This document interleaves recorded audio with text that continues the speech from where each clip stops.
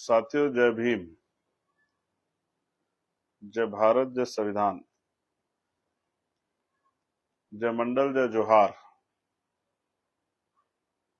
जय जवान, जय किसान, जय लोकतंत्र, जय विज्ञान। आज बहुत महत्वपूर्ण दिन है और इस महत्वपूर्ण दिन में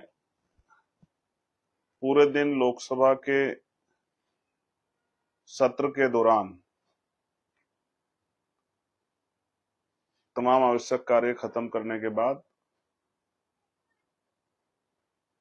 3 अलग अलग विषयों पे अपनी बात रखने के बाद अब मैं आपके बीच लाइव हूं। मुझे लगा कि इस महत्वपूर्ण दिन के लिए किसी भी तरह से समय निकालना चाहिए। तो बहुजन समाज में जन्मे सभी संतों, गुरुओं और महान पुरुषों को मैं नमन करता हूं। पुनः इस बात को दोहराता हूं कि नमन इसलिए करता हूं कि उनका ऋण है ऊपर हमारे ऊपर, उनका कर्ज है और उनके कर्ज को हमें उतारना है। इसी जीवन में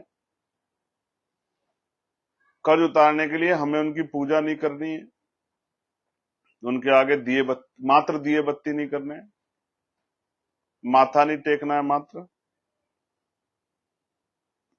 उनके विचारों को अपने जीवन में आत्मसात करना है, उन विचारों पर चलना है और महत्वपूर्ण रूप से उनका जो सपने थे, उनके अनुयायी होने के नाते उन सपनों को पूरा करने के लिए संघर्ष करना है। यही उनको हमारी सच्ची आदरांजलि है। तो प्यारे साथियों 3-4 विषय हैं। सबसे पहले मैं आज महापुरुषों के बाद 2 अप्रैल 2018 को जो भाई हमारे शहीद हुए, कुछ लोग उनकी मजाक उड़ा सकते हैं कि भाई वो नौजवान लोग थे, सड़कों पे आ गए,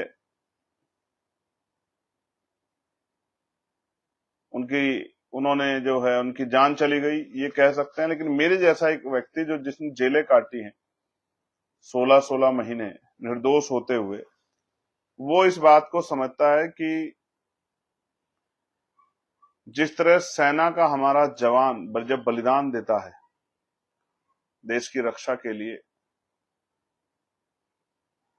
उसके परिवार को जिस तरह से सफर करना पड़ता है उसके जाने के बाद, हालांकि यहाँ व्यवस्थाएं हैं सेना के लिए तो है, लेकिन जो केंद्रीय सशस्त्र पुलिस बल है, CAPF, SSB, BSF, ITBP, CRPF, इनके लिए नहीं, इनको शहीद का दर्जा नहीं मिलता, जिसपे आज चर्चा भी हो रही थी पार्लियामेंट में।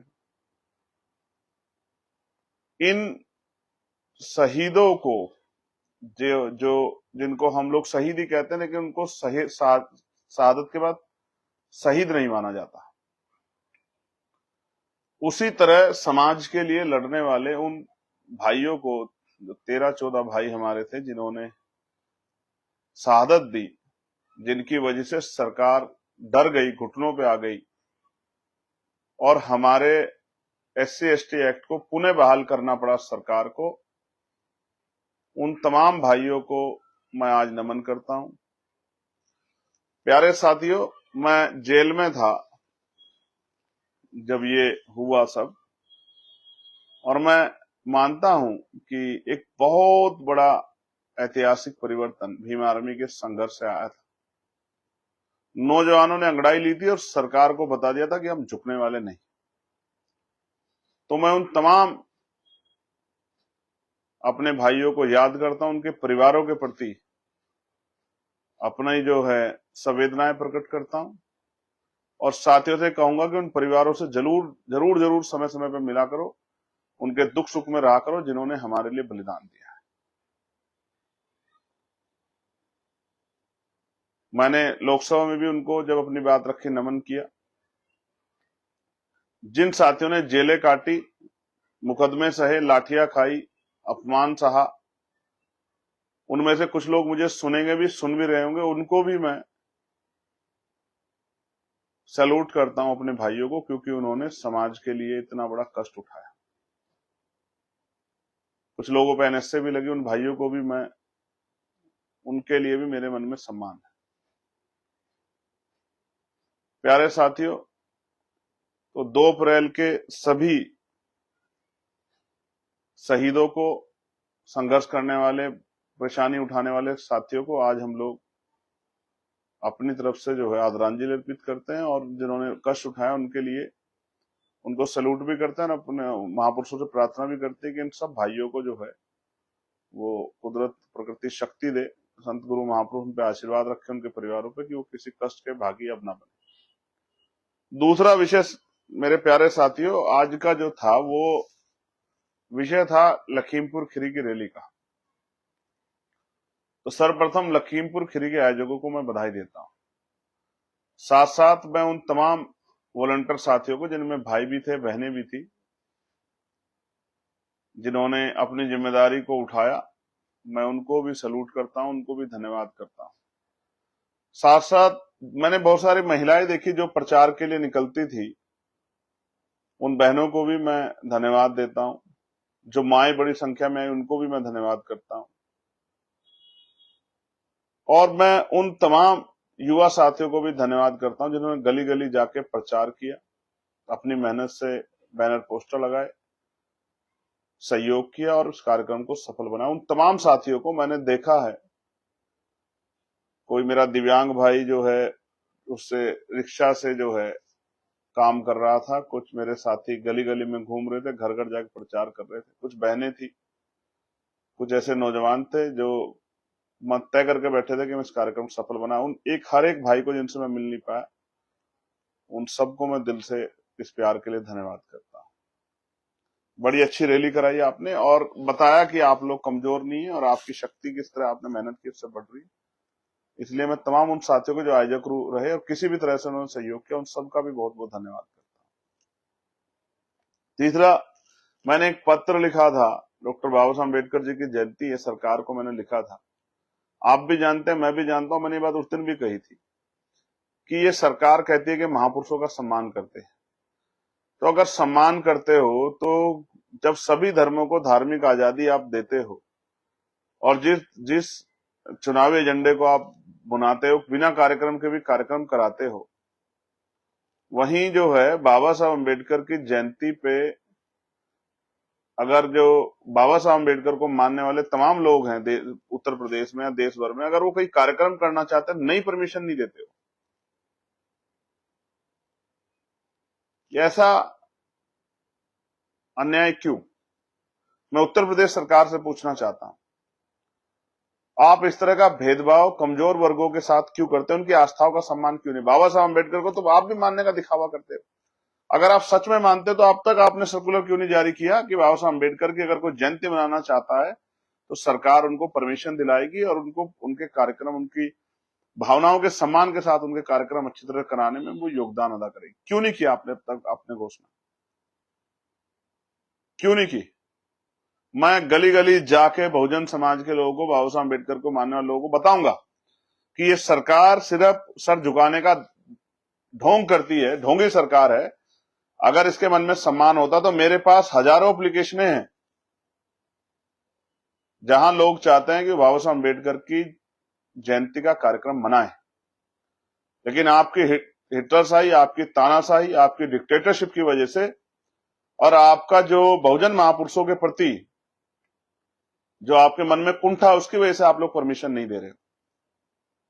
वरना हम ये भी देख रहे हैं, हमारी आंख सामने कभी बहुत सारे ऐसे कार्यक्रम जो नहीं होते थे, बिना परमिशन के हो रहे हैं और बेचारे अधिकारी ना चाहते हुए भी उसको कार्यक्रम को पूरा कराने में सहयोग कर रहे हैं। ये इस तरह का जो है तंत्र भी हम देख रहे हैं, ये भी किससे छिपावा नहीं। इस बात को भी मैं महसूस करता हूं और मैं माननीय मुख्यमंत्री उत्तर प्रदेश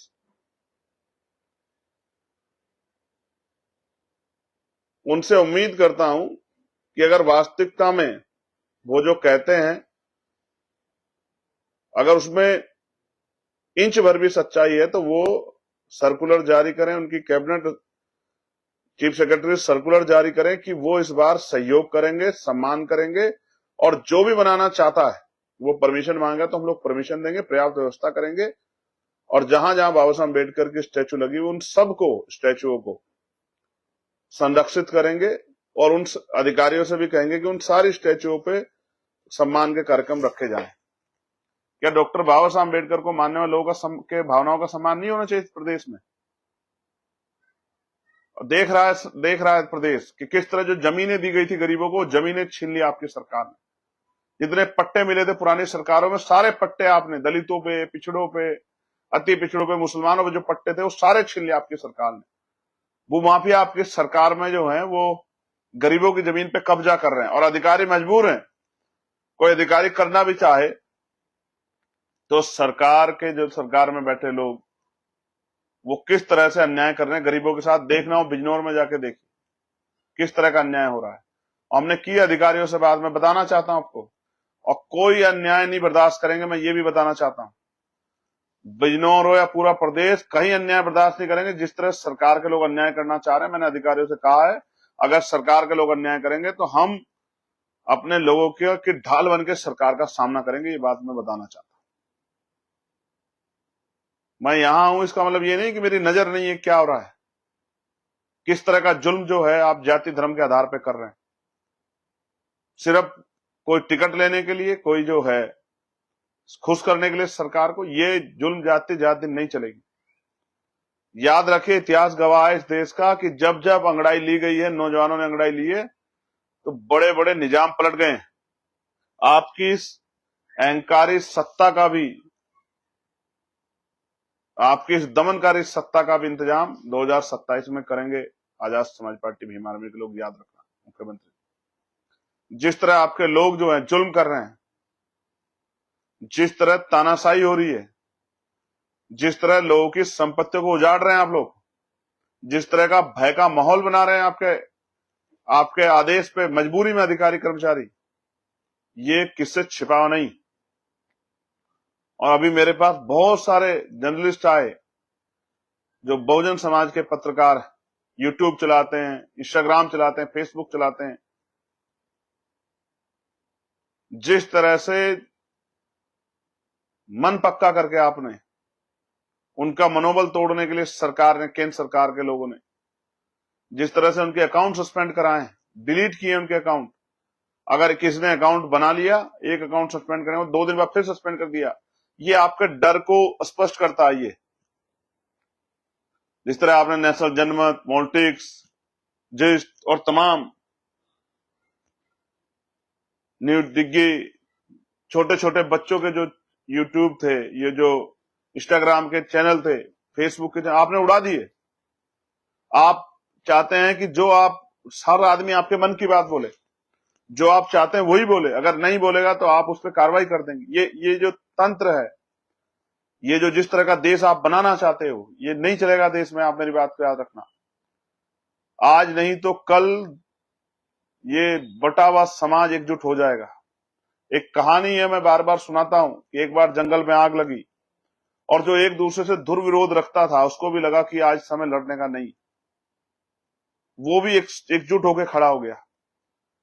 सांप नेवला एक ही ऊंचे से स्थान पे जाकर बैठ गए, बिल्ली चूहा एक ही जैसे ऊपर, एक ऐसे स्थान पे जहां ऊपर, शेर बकरी एक ऐसे स्थान पे जाकर बैठ गए जहां वो अपनी जीवन रक्षा कर सके। जिस दिन ये बात देश के नौजवानों को समझ आई, देश के पढ़े लिखे लोगों को समझ आई, अधिकारी कर्मचारियों को समझ आई, बहनों को समझ आई, तो आप देखना ये सत्ता आपकी उखाड़ के फेंक देंगे। मेरी बात को आप याद रखना।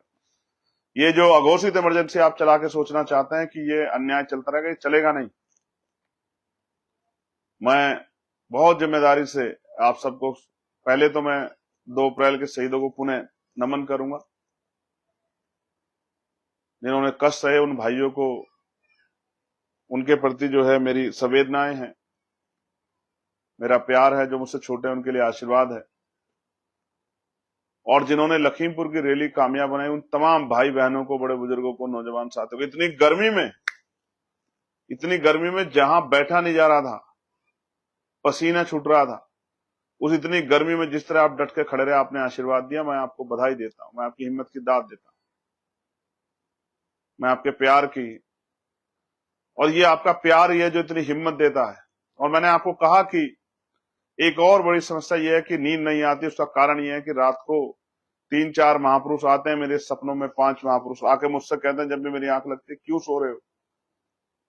क्या हमारा अधूरे सपने पूरे हो गए? क्या हमारे विचार घर घर तक पहुंच गए हैं? क्या लोग जागरूक हो गए, एकजुट हो गए? आप कैसे सोच सकते हैं आपके कंधों पर जिम्मेदारी? वो कहते हैं हमने अपने बच्चे कुर्बान कर दिए, हमने अपना जीवन कुर्बान कर दिया, हमने अपनी खुशियां कुर्बान कर दी, हमने अपने जीवन को दांव पे लगा दिया, लेकिन हमारा काम जो है, जो हम चाहते थे कि भाई मानव मानव एक समान हो, कमजोर वर्गों को बराबर के अधिकार मिले, वो सब पेंडिंग है। तो आप हमारा आंदोलन चला रहे, आप क्यों सो रहे? इस वजह से मैं जाग जाता हूं। मैं आपको भी कहना चाहता हूं, नौजवान पढ़ो, खूब ज्ञान हासिल करो, खूब मेहनत करके गरीबों की राजनीति खड़ी करो, और उत्तर प्रदेश में इस बार एक नए युग का आरंभ करो, एक नई शक्ति के साथ, लक्ष्य आधारित बड़े हुए मनोबल के साथ उतर जाओ मैदानों में। ये अमीरों का राज नहीं है जो चलेगा हमेशा, ये ताकतवर लोगों का पैसे के आधार पर सत्ता बनाने का राज नहीं चलेगा। अगर एक बार आप कमर कस लोगे, मैं फिर कह रहा हूं आपको, अब बराबर से नेपाल से आप बोलो, मैं हिंसा से का समर्थक नहीं हूं। हम तो फूले साहू पेरियार अंबेडकर को मानने वाले लोग हैं, मामला राम वर्मा चौधरी महाराज सिंह को, मारुति जी को मानने, बाबू जगदेव प्रसाद कुशवाहा जननायक कपूरी ठाकुर को मानने वाले लोग हैं, माँ झलकारी बाई अवंतिका बाई लोधी को मानने वाले लोग हैं, माँ इल्याबाई को मानने वाले। मगर फिर आपसे कह रहा हूं, खड़े हो जाओ अपने पैरों पे और अगले 8-7 महीने 10 महीने कमर कस लो। अधिकार मांगने से नहीं मिलते, अधिकार छीनने पड़ते हैं। हिम्मत जुटाओ, लड़ो, संवैधानिक तरीके से लोगों को जागरूक करो, एकजुट बना के अपनी ताकत बना लो, और बता दो सारे अमीरों को लाइन लगा के, वो किसी पार्टी के हों, किसी दल के हों, किसी क्षेत्र को, सबको बता दो कि अब गरीब, जो सपना था बाबा साहब अम्बेडकर का कि लोकतांत्रिक शक्ति गरीबों के हाथ में जाए, किसानों के हाथ में जाए, नौजवानों के हाथ में जाए, वंचितों के हाथ में जाए, जिन अपने अधिकारों के लिए परेशान है, लड़ रहे हैं और कोई पूछने वाला है, उनके हाथ में जाए। उन तमाम साथियों को मेरी अपील है जो जहां भी मुझे सुन रहा है पूरे उत्तर प्रदेश देश भर में, मैं उनको कहना चाहता हूं कि मजबूती से मैदान में आ जाओ, और मत किसी जाति के आधार पर बात मत करो, धर्म को किसी को बुरा मत कहो, किसी भी धर्म के इष्टों को, भगवानों को कोई ऐसा शब्द मत कहो कि अगर गलती से भी, क्योंकि आप कहते भी नहीं, लेकिन गलती से भी आपने कह दिया तो आपके खिलाफ इस तरह का दुष्प्रचार किया जाएगा, जो लोग आपसे डरते हैं। तो पूरे कमर कस लो, नियम मान लो कि हम इस तरह कोई काम ना करते हुए और पढ़ेंगे और राजनीतिक सत्ता बनाने के लिए जो है संघर्ष करें। घर घर जाकर लोग जागरूक करें। जितनी बातें मैं कहता हूं मंचों से, जो मैं योजनाओं की जिक्र करता हूं, पॉलिसियों का जिक्र, वही जाके बता दो, मैं आपको लिख के देता हूं। आज हर कमजोर का की निगाह आजाद समाज पार्टी की तरफ है, आपकी तरफ है, आपके नीले पटके की तरफ। उनको उम्मीद है, दलितों को, उत्तर प्रदेश पिछड़ों को, आदिवासियों को, अति पिछड़ों को, मुसलमानों को, बुद्धिस्टों को, ईसाइयों को आपसे उम्मीद है। वो उम्मीद करे बैठे कि भीम आर्मी आजाद समाज पार्टी को हमारी लड़ाई लड़ेंगे। पुनः मैं आपका धन्यवाद करता हूं और मैं आपसे आग्रह करता हूं, कमर कस लो। ये साल इस बार खाली नहीं जाएगा। इस साल हम जो लोग जो हैं किसी भी कीमत पर चैन से नहीं बैठेंगे, और जब नया साल आएगा, अगली बार जब आएगी बाबा साहब अम्बेडकर की जयंती 14 अप्रैल में, आपको लिख के देता हूं, आपके मसीहा की जयंती जब आएगी तो धूमधाम से मनाना। इतनी ताकत इस बार बना लो कि अगली बार परमिशन के लिए किसी दफ्तर के बाहर ना खड़ा होना पड़े। दिखा दो, अपने आप को साबित कर दो। मैं गारंटी देता हूं, परमिशन के लिए किसी के दफ्तर के बाहर नहीं जाना पड़ेगा। परमिशन मिलेगी जहां एप्लीकेशन होगी, और सम्मान से महापुरुषों की जयंती का कार्यक्रम भी, पर्व भी बनेगा। और उनके जो सपने हैं कि हर व्यक्ति को स्वाभिमान सम्मान का जीवन मिले, महिलाओं को रोजगार मिले, घर पे बेटियों को पढ़ने की आजादी मिले, बेटों को बहुत कम पैसे में अच्छी शिक्षा मिले, रोजगार मिले, जुल्म जातीय अत्याचार बंद हो, आशा आंगनबाड़ी बहनें, भोजन माता, पंचायत सहायक, रोजगार सेवक, पीआरडी के जवान, होमगार्ड भाई, पुलिस के भाई बहन, तमाम सब लोगों को उनके हक अधिकार मिले, उनका उचित मान्यता मिले, उनकी वेतन में वृद्धि हो, उनके जो है परेशानियों का हल हो, पुरानी पेंशन लागू हो, प्रमोशन में रिजर्वेशन एससी एसटी ओबीसी कर्मचारियों को मिले। इन सब का ध्यान रखते हुए इन सब सपनों को पूरा करने के लिए संघर्ष करो। अगले 1 साल कमर कस लो। 1 साल बचा नहीं, 10 महीने संघर्ष कर लो। अगले 5 साल अखबार के किसी पेज पे नहीं छपेगा कि आपके साथ जुल्म जातीय अत्याचार होगा। मेरा ये मैं आपको लिख के देता हूं। और आपको नौकरी, पढ़े लिखे नौजवानों को रोजगार के लिए किसी के घर दफ्तर के बाहर हाथ नहीं फैलाना पड़ेगा। और बीटेक, एमटेक, एमबीए करके जो बच्चे जो है मजदूरी कर रहे हैं, मजबूरी में जिसकी जैसी शिक्षा उसी आधार पर उसको रोजगार दिलाने में हम लोग मदद करेंगे, बैकलॉग भरेंगे, अवसर देंगे, सफाई कर्मचारी की नौकरी पक्की करेंगे, संविदा ठेकेदारी पे जो नौकरियां संविदा पे इस समय उनको पक्का करेंगे और पक्की नौकरी देंगे, सम्मान का जो है सम्मान के साथ जो है आगे बढ़ने के अवसर देंगे। और जो पेंशनें चल रही हैं उन पेंशनों में गरिमाई वृद्धि करेंगे, ये भी मैं आपको विश्वास दिलाता हूं। मैं आपका भाई एडवोकेट चंद्रशेखर आजाद। जय भीम, जय भारत, जय संविधान, जय मंडल, जय जोहार, जय लोकतंत्र, जय विज्ञान, जय जवान, जय किसान। आप सभी के लिए मंगल कामनाएं। मेरी बात को सुनना, मेरी बात को समझना और उस पर चलने की कोशिश करना, अगर स्वाभिमान सम्मान के साथ आगे बढ़ना है। धन्यवाद।